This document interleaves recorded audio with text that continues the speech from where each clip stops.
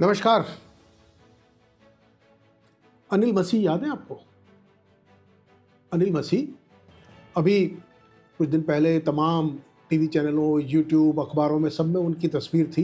ये वही जनाब हैं जिन्होंने चंडीगढ़ मेयर के जो चुनाव हुए थे उसमें इन जनाब ने 8 वोट डिफेस किए थे, जिसकी वजह से इनकी सुप्रीम कोर्ट में पेशी हुई। एक वीडियो इनका वायरल हुआ, सुप्रीम कोर्ट में पेशी हुई और फिर उस पेशी के बाद सुप्रीम कोर्ट में चीफ जस्टिस और उनके साथ जो संविधान पीठ थी उसने इनसे जवाब तलब किया, पूछा सबके सामने, और फिर उस मामले में न्याय हुआ और देश भर में सुप्रीम कोर्ट और चीफ जस्टिस के प्रति एक ऐसी भावना जागृत हुई कि इस देश में लोगों को यकीन हुआ कि आज सुप्रीम कोर्ट में इंसाफ मिलता है। ये पूरी देश में उम्मीद बन गई। अब मैं ये बात आज आप क्यों कर रहा हूं? एक जनाब है, नाम सुना इनका आपने? नरेंद्र पाल सिंह का नहीं सुना?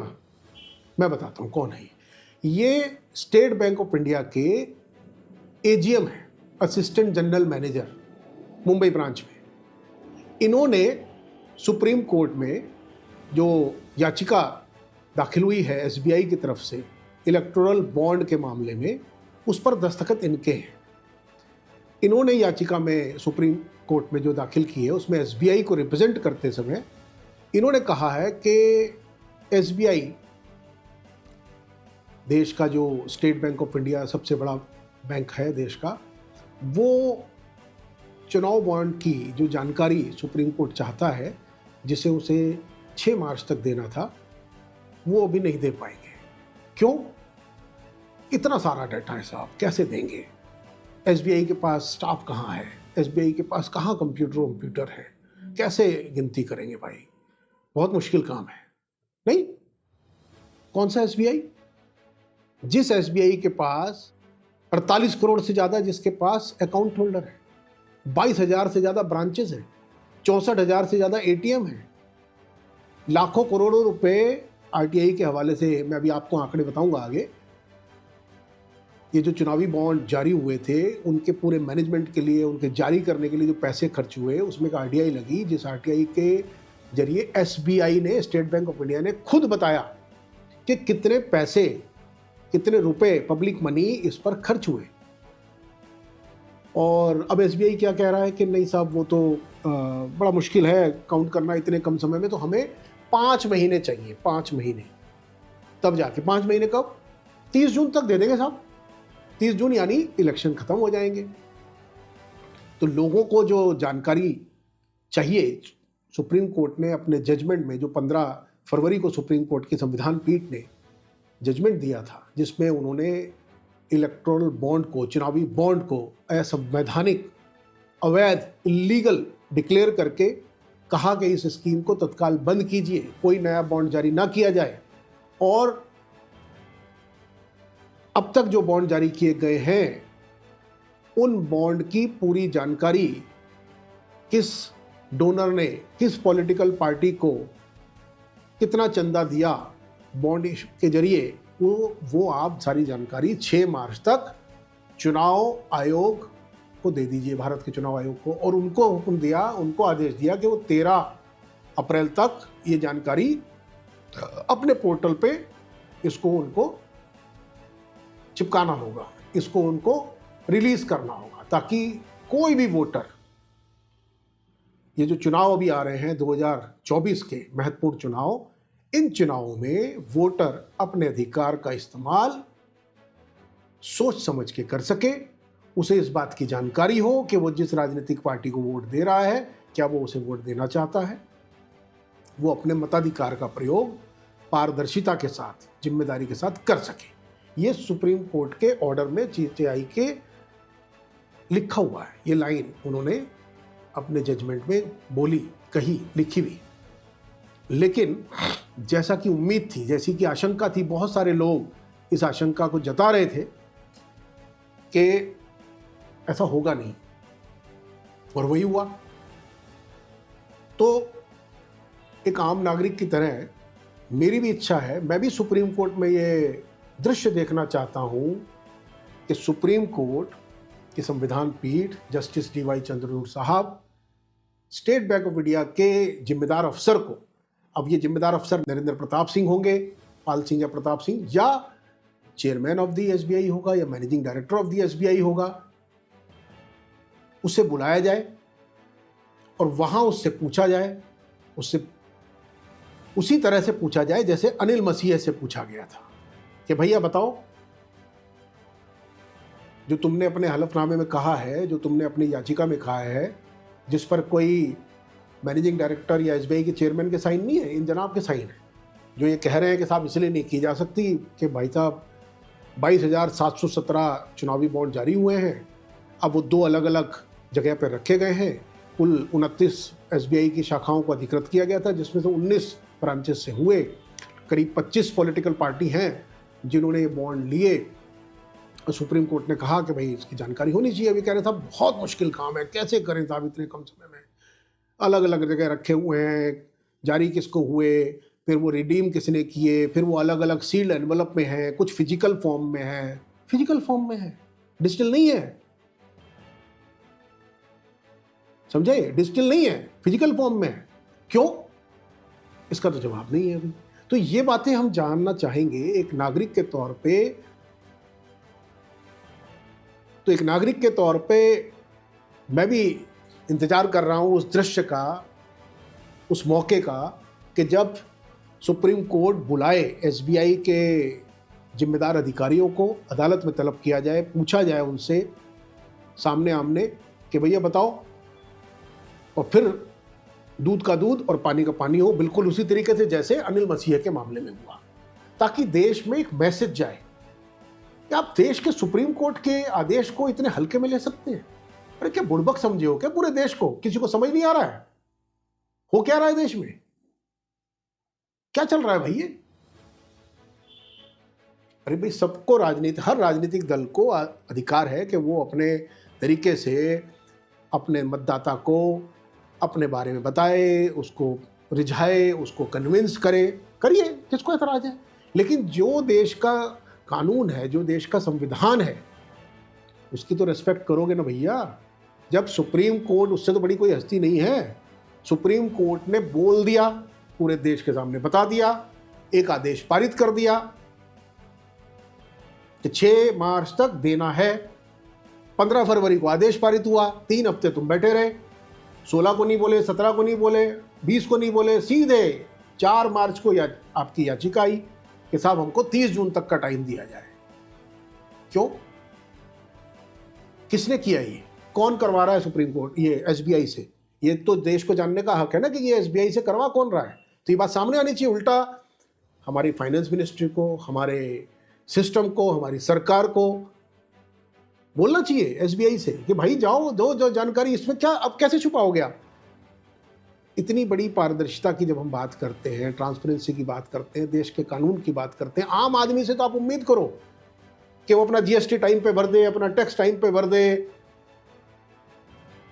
रेड लाइट ना क्रॉस करे, देश के कानून का सम्मान करे। लेकिन सुप्रीम कोर्ट के आदेश का स्टेट बैंक ऑफ इंडिया, जो कि पब्लिक मनी से चल रहा है, पब्लिक सेक्टर बैंक है, देश का सबसे बड़ा बैंक है, वो ना करे तो ये कंटेम्प्ट ऑफ कोर्ट नहीं हुआ। एक याचिका दायर हुई है सुप्रीम कोर्ट में कंटेम्प्ट ऑफ कोर्ट की, एडीआर ने, प्रशांत भूषण ने सुप्रीम कोर्ट के सामने याचिका दायर की है आज 7 मार्च को, और सुप्रीम कोर्ट से गुजारिश की है कि इसको, इस याचिका को उसी के साथ सुनवाई इसकी की जाए जिस याचिका को, जब एसबीआई की, स्टेट बैंक ऑफ इंडिया की याचिका जिस दिन सुप्रीम कोर्ट के सामने लिस्ट होगी, उसी दिन इसकी भी सुनवाई की जाए। चंद्रचूड़ साहब ने, सीजेआई साहब ने कहा तो है प्रशांत भूषण जी को कि भाई आप जो भी औपचारिकताएं होती है कि आप मेल करिए एप्लीकेशन को उसकी जांच के साथ। तो अपेक्षा मेरी क्या है? मेरी अपेक्षा तो यही है। आपकी अपेक्षा क्या है? आप कन्विंस है क्या स्टेट बैंक ऑफ इंडिया के इस प्रार्थना से, इस अनुरोध से, इस दलील से कि इतनी सारी जानकारी जो सुप्रीम कोर्ट ने मांग ली है उसके लिए 5 महीने चाहिए, डिजिटल इंडिया के ज़माने में जहाँ हर चीज़ कंप्यूटर पे अवेलेबल है, तमाम देश में बहस छिड़ी हुई है।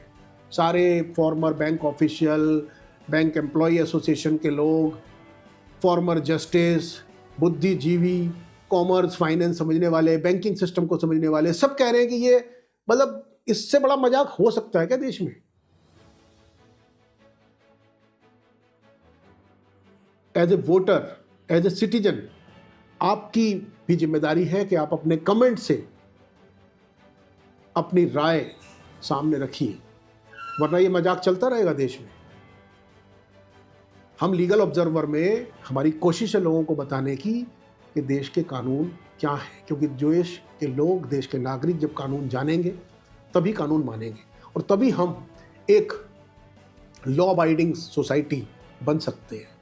हम जब अपने इर्द गिर्द ऐसी खबरें सुनते हैं जहां कंज्यूमर राइट का वायलेशन होता है, जहां ह्यूमन राइट का वायलेशन होता है, जहां और दूसरे जो हमारे कानूनी अधिकार हैं उनका वायलेशन होता है, तो हमें ठेस पहुंचती है। हम दूसरे देशों का जिक्र करते हैं जिन देशों में अच्छे कानून हैं, हम वहाँ बताते हैं कि नहीं यार वहाँ ऐसा नहीं हो सकता, अमुक देश में जाइए, अमुक देश में जाइए तो वहाँ तो यार बड़ा कानून का पालन है। सिंगापुर में यार ऐसी गाड़ी कहीं नहीं खड़ी कर सकते, सड़कों पे जरा सा भी करोगे गाड़ी खरीद ही नहीं सकते, वहाँ बड़ा अच्छा सिस्टम है। हम और देशों की बात करते हैं, लेकिन अपने देश में जब हम ऐसी घटनाएं अपने सामने होते हुए देख रहे हैं तो क्या हमारी जिम्मेदारी नहीं है? आपका एक एक कमेंट मायने रखता है।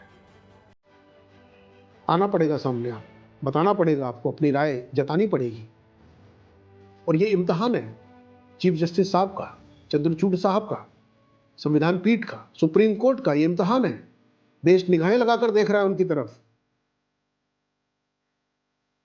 कि अगर ये परंपरा बन गई कि एसबीआई इस मामले में बच के निकल गया,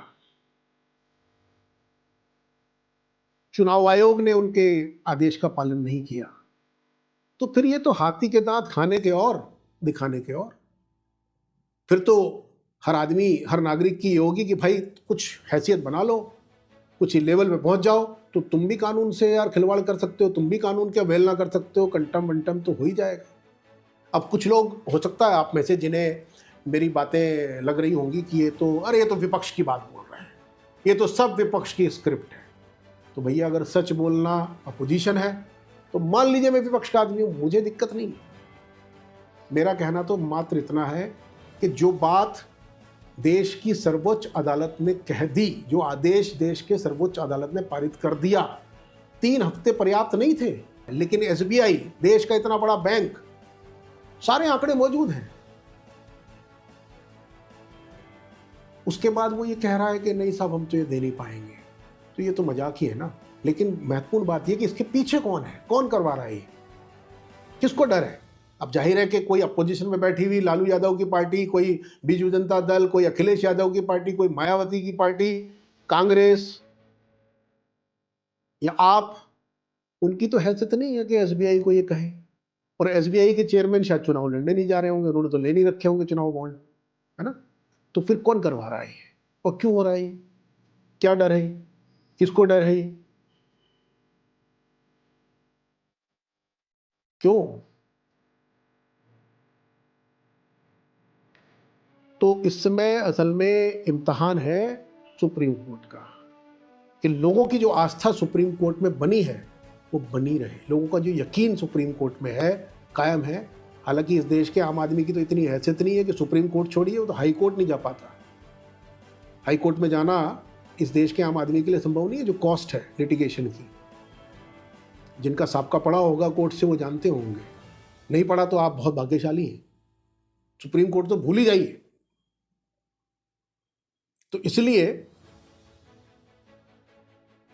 मेरी चीफ जस्टिस साहब से, सुप्रीम कोर्ट से ये दरख्वास्त है। मुझे लगता है कि एक नागरिक होने के नाते मुझे अधिकार है इस एक्सपेक्टेशन का। हाँ, करेंगे तो वो अपने सिस्टम से, लेकिन अब इसमें क्या सिस्टम हो सकता है, क्या कंसिडरेशन हो सकता है? जब चंडीगढ़ मेयर के चुनाव में बुलाया जा सकता है अनिल मसीह को, तो एसबीआई चेयरमैन को, एसबीआई के एमडी को, उसके जिम्मेदारी अधिकारियों को, या फिर ये जनाब जिन्होंने ये याचिका डाली है, इन्हीं को बुलाया जाए, इनसे पूछा जाए, खुली अदालत में पूछा जाए, लाइव टेलीकास्ट हो, पूछा जाए भैया बताओ न्याय तो यही होगा। आपकी इस बारे में क्या राय है, हमें जरूर बताएं। नमस्कार।